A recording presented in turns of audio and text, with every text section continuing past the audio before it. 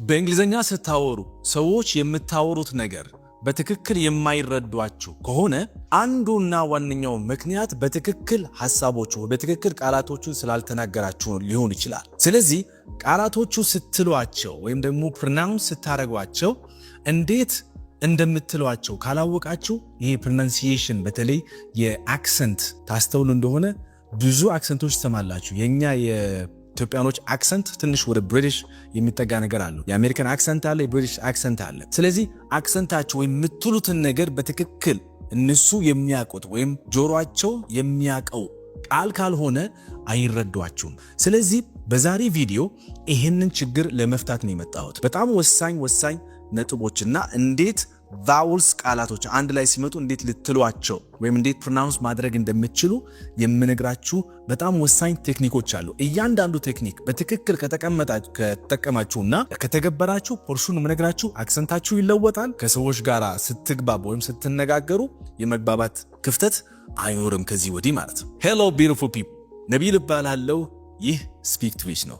ወደ ትምህርቱ ሳንሄድ አንደኛ በዛሬ ቪዲዮ ከናንተ የሚጠበቅ ነገር ስላለ አሳይመንት አለ። ይሄ በደንብ ክሊር በደንብ ያዙልኝ። ወረቀት ላይ ማያስከን ካለባችሁ ያዙ። አንድ አፍታ ለምን ይጠቅማችኋል። ቴሌግራም ቻናሉ ላይ ትቀላቀላላችሁ መጀመሪያ ማለት ነው። ከተቀላቀላችሁ በኋላ በቴሌግራም ቻናሉ እኔም ይሄን ቪዲዮ እንደተለቀቀ ጥያቄ እጠይቃለሁ እዛው ቴሌግራም ቻናል ላይ ማለት ነው። ይሄንን ቪዲዮ የተመለከታችሁ የቤት ስራችሁን በዚህ ልቀቁልኝ ብዬ ስለምጠይቅ እናንተ አባል ካልሆናችሁ ቴሌግራም ጆይን ካላደረጋችሁ አሳይመንታችሁ በአግባቡ መስራት አትችሉም። ስለዚህ አሳይመንቱ ምን ይሆናል? በመጨረሻ ላይ በዚህ ቪዲዮ መጨረሻ ላይ ስለምነግራችሁ በዛው ደግሞ ከሰራችሁ በኋላ ቴሌግራም ላይ ስለምትለቁ ካሁኑ ቴሌግራም ጆይን ማድረግ አለባችሁ ቻናሉ ማለት ነው። ስለዚህ የት እናገኘዋለን ካላችሁ እዚህ ኮሜንት ላይ ታገኙታላችሁ። ታች አስቀምጥላችሁ መጀመሪያ ኮሜንት። ካልሆነ ግድ የለም አንድ ቪዲዮን ፖዝ አድርጉትና እቺኛው QR ኮድ ስካን አድርጉት፣ ቀጥታ ወደዛ ወደ ቴሌግራም ቻናል ይመራችኋል። እዛ እንገናኛለን። አሁን ወደ ትምህርቱ እንመለስ። የዛሬ ትምህርታችን ዋናው ፖይንቱ የሚያተኩረው በቫውልስ ኮምፓውንድ ቫውልስ ይባላሉ። ኮምፓውንድ ቫውልስ ማለት በሁለት ቫውሎች የተመሰረተ አንድ ድምፅ ማለት ነው። በሁለት ቫውሎች በደንብ ልድገምላችሁ እየጻፋችሁ አደራችሁ። በሁለት ቫውሎች ወይም ደግሞ በሁለት የእንግሊዝኛ ቫውልስ የሚባሉት ከአምስቱ ማለት ነው የተመሰረተ ድምፅ ማለት ነው። ያንን ድምፅ በተለይ ስታነቡ ወይም ደግሞ ቃሉን ካላወቃችሁ እንዴት ፕሮናውንስ እንደሚደረግ ካላወቃችሁ በትክክል ስለማትሉት ያንን ነው ችግሩ የሚፈጠረው። ስለዚህ እነዚህን ቫውልስ ኮምፓውንድ ቫውልስ ነው ብዙ ጊዜ ሰው የሚቸገርባቸው። ልክ ፕሮናውንስ ስናደርግ እዛ ላይ ችግር ስለሆነ ችግሩን እነሱን ሲመጡ እንዴት ፕሮናውንስ እናደርጋቸዋለን ወይም ደግሞ እንዴት እናወጣቸዋለን በአፍ ያህ አወጣጡ ወኛ ብለን የምናወራው ይሄ እንዴት ሊወጣ ይችላል? እዚህ ጋር ያለውን ጨዋታ በደንብ እንድናስተካክል ነው። ተግባባን? ስለዚህ ይህንን ኮምፓውንድ ቫውልስ ማለት ምንድናቸው? እንዴት አንድ ሁለት ቫውሎች አንድ ላይ ተቀምጦ ሌላ አዲስ ድምፅ ሲያወጡ እንዴት ልንለው እንችላለን? ምን ከምን ጋር ሲመጣ ነው ድምፅ የሚለዋወጠው? ምን አይነት ድምፅ ይሰጠናል የሚለውን በዛሬ ትምህርት በደንብ ትማራላችሁ ማለት ነው። አሁን ዋናው ፖይንቱ ጋር ልንገባ ነው። እነዚህን ቃላት አሁን እነግራችኋለሁ። እዚህ ጋር የምታያቸው ቃላት ማለት ነው። እነዚህን ቃላት አንዴ አሳያችኋለሁ። እናንተ በሏቸው መጀመሪያ፣ ከዛ እኔ እነግራችኋለሁ። እናንተ ትክክል ማለታችሁ አለማለታችሁን ያኔ ታያላችሁ። መጀመሪያ ግን ላስቀምጥላችሁ። የመጀመሪያው ቃል ይህንን ቃል ምንድን ነው ብላችሁ ያነበባችሁት ልንገራችሁ። ሙን ካላችሁ ትክክል ናችሁ። ሙን። እሺ ይሄኛው ቃል ጨረሳችሁ? ልቀጥል? እኔ ልቀጥል? እሺ ኮይን፣ ኮይን። እሺ እንቀጥል። ሶስተኛው ይሄኛው በሏ ልበል ቦት፣ ቦት። ግጃ። እሺ እንቀጥል። ይሄኛውስ የሚበላው ጣፋጩ ፓይ፣ ፓይ። ግጃ። እሺ እንቀጥል። ይሄኛው እቺ ቀላላት፣ ኧረ እቺ ቀላላት፣ በጣም ቀላላት። ሚት፣ ሚት። ግጃ፣ ግጃ። ይሄኛውስ እያላችሁ አሬ ቀላል ነው እንዴ? ሮድ፣ ሮድ። ግጃ። ይሄኛውስ አቤት አቤት አባቴ አሁን ጾም ሊፈታ አይደለ? ፉድ፣ ፉድ። በጣም ጥሩ። አሁን እነዚህን በሙሉ ካስተዋላችሁ መሃላቸው ላይ የመጡት ሁለት ኮምፓውንድ ቫውልስ አሉ። በሁለት ፊደላት የቫውልስ የሚባሉት ማለት ነው በሁለት የተዋቀሩ ድምጾች ወጥተዋል ማለት ነው። እነዚህን እና የመሳሰሉት ቃላት እንዴት ልትለዩዋቸው ትችላላችሁ? አሁን የምነግራችሁ ቴክኒክ በደንብ አድርጋችሁ ያዙኝ አደራችሁ። ዋናው የትምህርቱ የዚህ ቪዲዮ ዓላማ ወይም ጭብጡ እዚህ ጋር ነው የምታገኙት። በደንብ አስተው። የመጀመሪያው የምንጀምረው ደብል ኦ በቃሉ መሃል ላይ ደብል ኦ ስታገኙ እንዴት ታነቡታላችሁ? መጀመሪያ የአፍ ጨዋታ ነው። እዚህ ከንፈራችን ጉዳይ ነው የምናየው። የከንፈር አንደኛ እዚህ ጋር እስኪ ከኔ ጋር እቹን ክብ አለች አይደል? ክብ ከንፈር ማለት ነው። እሺ ሙን ቅድም ያልነውን ቃል ጨረቃ ማለት ነው። ሙ ክብ ነው። ሌላው እቺኛው ቃልስ ፉድ ሁለት ኦ አለ አይደል መሃል ላይ በጣም ጥሩ። ይሄኛውስ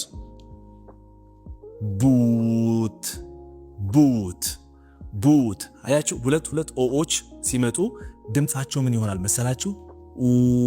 የሚለው ድምጽ ይመጣል። ይጎተታል። አደራችሁ ቫውል ስናነባቸው አንዳንድ ቫውሎች ሾርት ቫውልስ ይባላሉ። አንዳንዱ ደግሞ ማለት የኮምፓውንድ ቫውልስ ማለት ነው። አንዳንዱ ደግሞ ሎንግ ቫውልስ ይባላል ወይም ሎንግ ሳውንድ ይባላል። ረጅም ድምጽ እና አጭር ድምጽ ማለት ነው። ለምሳሌ ቡክ ሁለት ኦ አለው አይደል? ግን ይሄ አጭር ኦ የሚለውን ድምጹ አጭር ነው። የሚለውን ሳይሆን ቡክ ይሆናል ማለት ነው። ውስን ቃላቶች እንደዚህ ቢለዩ አሉ እንጂ ከዛ አብዛኛው ጊዜ ግን ኦ ከመጡ ወይም ሁለት ኦዎች ከመጡ ወይም ደግሞ ደብል ኦ ከመጣ ባህል ላይ ይሆናል። ስለዚህ ቡት፣ ፉድ፣ ሙን አያችሁ፣ በዚህ መሰረት ትሄዳላችሁ ማለት ነው። ይሄ የመጀመሪያው። ሌላው ኦ እና አይ በቃሉ መሃል ላይ ከመጣ ወይም ደግሞ ኦ እና አይ ከመጣ ምን ብላችሁ ትላላችሁ? በቃ ድምፁን ማስታወሱ ተጠብቅባችሁ።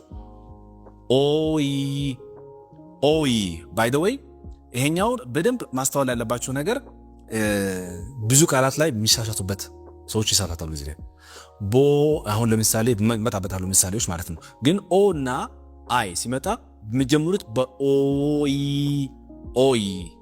ኦይ ቀደም ብሎ የመጣ ፊደል አለ፣ ያለቀ ፊደል ደግሞ አለ። በመጀመሪያው ላይ ሲመጣ ልክ ያኛውን ፊደል ትሉትና ብ ወይም ስ ወይም ክ ወይም ምንም ሊሆን ይችላል። ከዛን ኦይ ትላላችሁ። ድጋሚ ኦይ። ምሳሌዎችን እንመልከት። ለምሳሌ ቅድም ያየነው ቃል ነበር ሳንቲም፣ ኮይን አያችሁ፣ ኮይን ይሆናል። ዘይት ምንድን ነው? ኦይል አያችሁ፣ ኦይል ዘይት። እሺ ሌላው ቦይል ማፍላት ማለት ነው። ሌላ መቀላቀል ጆይ አያችሁ፣ ጆይን።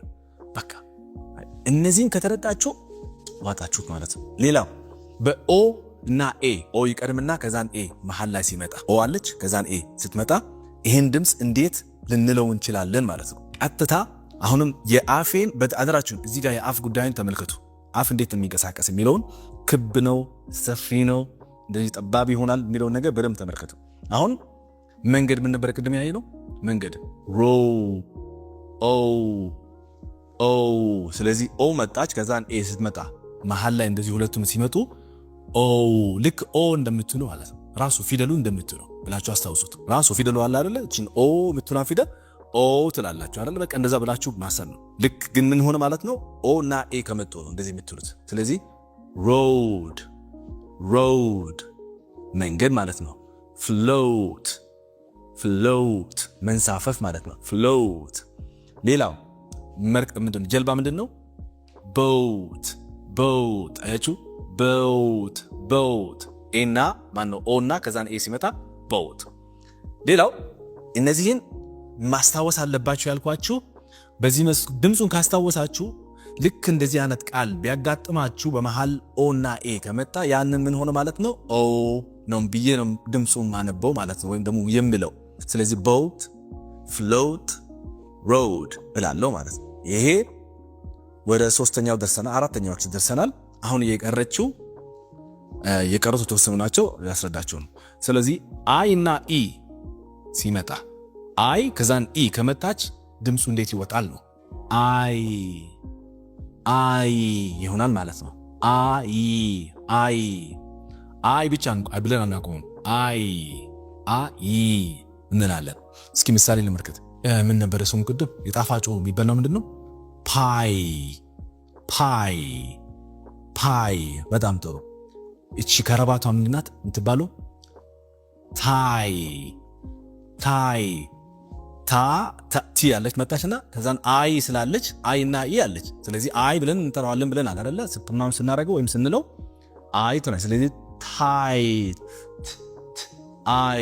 ታይ ይሆናል ማለት ነው። እሺ መሞት ድ አለች። ከዛን ዳይ።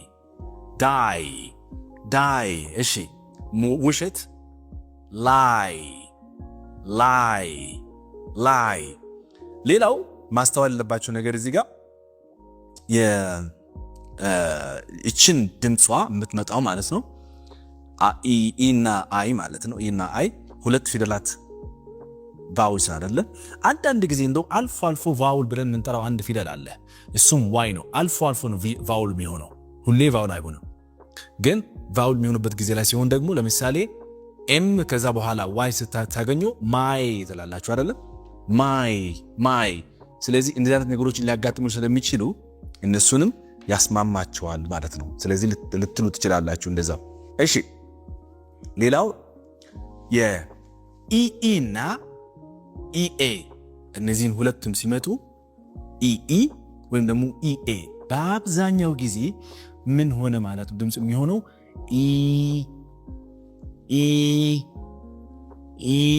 ሎንግ ሳውንድ ይባላል። ሎንግ ሳውንድ ወይም ረዘም ያለ ድምፅ ማለት ነው። እስኪ ምሳሌ ልመልከት። ለምሳሌ ምንድነው ይሄኛው? ማየት ምንድነው? ሲ አይደለ? ስለዚህ ሁለት ኢዎች አሉ። ሲ። ሌላው መገናኘት ቅድም አይተነዋል። ሚት መብላት። ኢና ኤ አሁን እዚህ ጋር አስተውሉልኝ። ኢና ኢ ወይም ደግሞ ኢና ኤ ሲመጡ ድምጻቸው ምን ይሆናል? ኢ ይሆናል። ስለዚህ መብላት ምን ሆነ? ኢት። ስለዚህ ኢኤቲ ኢት። እሺ ንጹህ ወይም ደግሞ ጽብት ያለ ነገር ነው። ኒት ሲባል ኒት። አያችሁ አይደለ? ስለዚህ በእነዚህ መልኩ ቫውሉን ተረዳነው ማለት ነው። እነዚህ ኮምፓውንድ ቫውሎች ሁለቱ። እሺ ሌላው ኤና አይ ሲመጣ ደግሞ እና ኤና ዋይ ኤአይ ወይም ደግሞ ኤዋይ እንደዚህ ሲመጣ ድምፁ ምን ይሆናል መሰላችሁ? exactly is going to be a ልክ ኤ እንደምንለው ፊደሉ ራሱ ኤቢሲዲ እንላለን አይደል? ግን እዚህ ጋር ኤ ይሆናል ማለት ነው። እስኪ አሁን ዝናብ ምንድን ነው?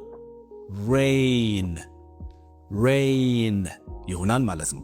ሌላው ከዚሁ ምሳሌ ጋር ማለት ነው። ህመም ምንድን ነው? ህመም ፔን። ባቡር ትሬን። ልክ ደግሞ ከኤዋይ ደግሞ ምሳሌ ልንገራችሁ። ለምሳሌ መጫወት ፕሌይ አያችሁ? ፕሌይ። መቆየት ስቴይ። ስለዚህ ኤ መጨረሻ ላይ ልክ እንደኛው ኤ እንዳለች እዚህ ጋርም ኤ ያለች ድምፁ ተመሳሳይ ነው። ኤ ዋይ ወይም ደግሞ ኤ አይ ማለት ነው። እንቀጥል። ሁለት ብቻ እንትኖች አለው። ከዛም በኋላ ወደ አሳይመንታችሁ ወይ ቤት ስራችሁ እንሄዳለን። ኦዩ ሁለት ኮምፓውንድ ቫውል ማለት ነው። ኦዩ ሲመጣ ወይም ደግሞ ኦደብሊው ሁለቱም ሲመጡ ምን አይነት ድምፅ ይሰጣሉ? በደንብ አስተውሉልኝ። እዚህ ጋር የመጀመሪያው ማስተዋል ያለባችሁ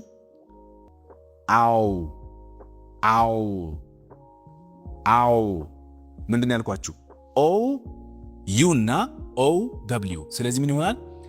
አው ብለን እናወራለን። እንላለን። ከዛን አውት። ለምሳሌ ውጭ፣ አውት ውጭ። እሺ ሻውት shout መጮህ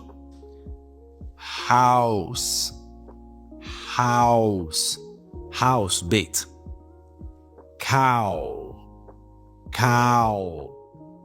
ያው ላሚቷ አይደለ ግን ምን ሆነ ኦ እና w መጨረሻ ላይ የሚሳለው ልንገራችሁ ብዬ cow መጨረሻ ላይ ወይም ደግሞ እንደዚህ ካገኛችሁ ኦ እና w ከተገኘ ስለዚህ ምን ይሆናል ድምጽ ማለት ነው አው ግን የቀደመው ፊደል እሱ መነበብ አለበት ስለዚህ cow ይሆናል ማለት ነው። አሁን ምን ይባላል እንግሊዝኛ now አያችሁ በቃ በዚህ መሰረት ይሄን ተረዳችሁ ማለት ነው። ሌላው የau እና aw ሲመጣስ እንደዚህ au ሲመጣና aw ሲመጣ ምሳሌዎች ልንገራችሁ ድምጹ ምን ይሆናል መሰላችሁ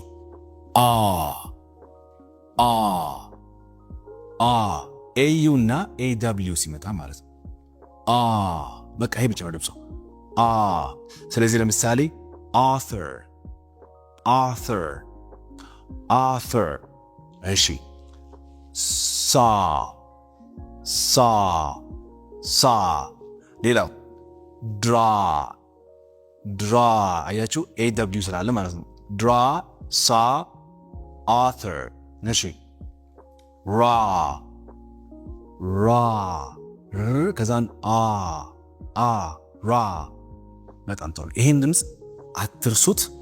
አሁን ማወቅ ያለባችሁ ነገሮች አሉ እንዳልኳችሁ አንዳንድ ሰዎች የሚታታባቸው እንዳልኳችሁ ሾርት ሳውንድ አለ ሎንግ ሳውንድ አለ እነዚህ ራሱ ፊደላት በረጅም አላቸው በአጭርም አላቸው ለምሳሌ ቅድም ቡት እንዳለው ቡት አለን ልክ እንደ ፉድ የሚለው ድምጽ ማለት ነው ይሄ ረዘም ያለ ሳውንድ ይባላል ሁለት ኦ ነው ግን ደግሞ አንዳንድ ጊዜ ሁለት ኦ ሆኖ ደግሞ አጭር ድምጾች ያላቸው ቃላቶች ሊኖሩ ስለሚችሉ አትሸወዱ ለምሳሌ ቡክ አጭር ማለት ወዲያው ነው የሚወጣ ማለት ወዲያው የሚቋረጥ ረጅም ሲሆን ግን የሚጎተት ማለት ነው ቡት እና ቡክ አንድ አይደለ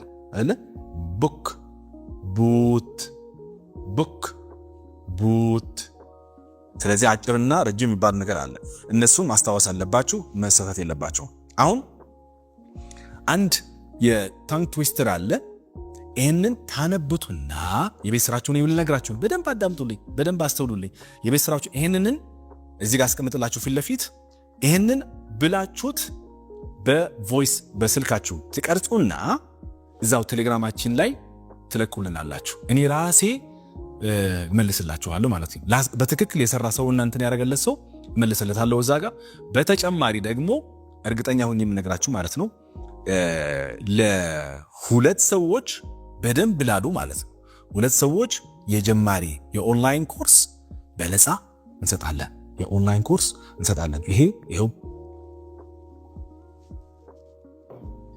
ቃላችን ነው በትክክል ግን እነዚህን አመረጋችሁ የታንግ ትዊስተሩ ሙሉን እዚህ ጋር አስቀምጥላችኋለሁ በትክክል ያለውን ሰው እኔ አልላችሁም ምክንያቱም ካልኩት በቃ ተበላው ማለት ነው ስለዚህ እናንተ እንድትሉት ነው ይሄው እዚህ ጋር የተቀመጠላችሁ ይሄው በአንድ ቪዲዮን ፖዝ አድርጉትና በደንብ ወይ ጻፉት ወረቀት ላይ ከዛን ከጻፋችሁት በኋላ እንዳልኳችሁ በስልካችሁ አማካኝነት ቴሌግራም ግሩፓችን ላይ ስትገቡ እኔ ጥያቄውን ስጠይቅ ማለት ነው ቴሌግራም ግሩፕ ላይ ይለቀዋለሁ ይሄን ቪዲዮ ከተለቀቀ ወዲያው እንደተለቀቀ ምን አድርጋለሁ እለቅላችኋለሁ ቴሌግራም ግሩፕ ላይ የቤት ስራችሁን የዚህ የድምጽ አወጣጥ የቤት ስራችሁን እዚህ ጋር ላኩ ብዬ ከዛን ኮሜንት ላይ የምትለው ላይ ኮሜንት ላይ ስትገቡ ቀጥታ ወደ ቴሌግራም ግሩፕ ላይ ስለሚከታችሁ ያኔ ቮይስ አድርጋችሁ የቀረጻችሁትን ድምጽ መላክ ትችላላችሁ በትክክል ያሉት ሁለት ሰዎች ወደ የጀማሪ አደራችሁ የጀማሪ የኦንላይን ኮርስ እንታረጋለሁ የነፃ ሁለት ኮርሶችም እናደላለን ማለት ነው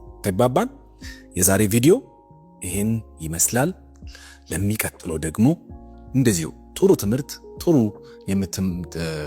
ለውጥ የምታገኙበት የእንግሊዘኛ ቋንቋ መመሪያም በሉት ትምህርትም በሉት ታገኛላችሁ እኛ ጋር ሁሉ ጊዜ ምንም ሳንሰስት የምሰጣችሁ የእንግሊዘኛ ቋንቋ መመሪያዎችና ትምህርቶች ትማራላችሁ እስከዛው በቻለን ቆይ ማዘው አዲስ ከሆናችሁ ሰብስክራይብ ማድረጋችሁ እንዳትረሱ ለምን ይጠቅማችኋል ኦኬ ሌላው ላይክ ማድረጋችሁ እንዳትረሱ ኮሜንት ጥያቄም ሐሳብ ካላችሁ በዚሁ ታች ታስቀምጡኛላችሁ በሚቀጥለው እስክንገናኝ በቻለን ቆይ ሰላማችሁ ይብዛልኝ